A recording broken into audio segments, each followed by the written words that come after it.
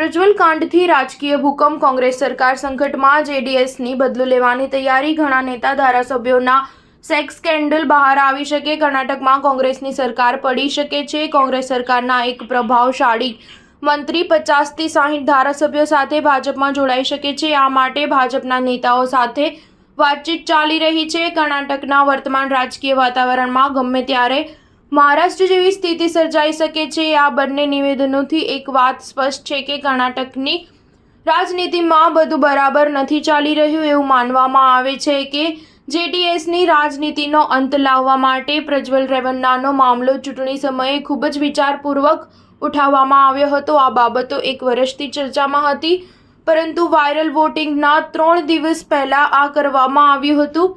હસનમાં 70,000થી વધુ પેનડ્રાઈવનું વિતરણ કરવામાં આવ્યું હતું, જેમાં પ્રજ્વલનો અશ્લીલ વિડીયો હતો.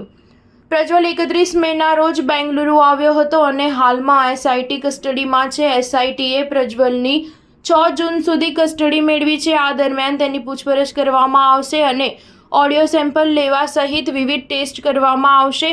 પ્રજ્વલના કેસમાં કાયદો પોતાનો માર્ગ અપનાવી રહ્યો છે, પરંતુ આ બધાની વચ્ચે કર્ણાટકમાં ચોક્કસપણે રાજકીય હલચલ શરૂ થવા જઈ રહી છે.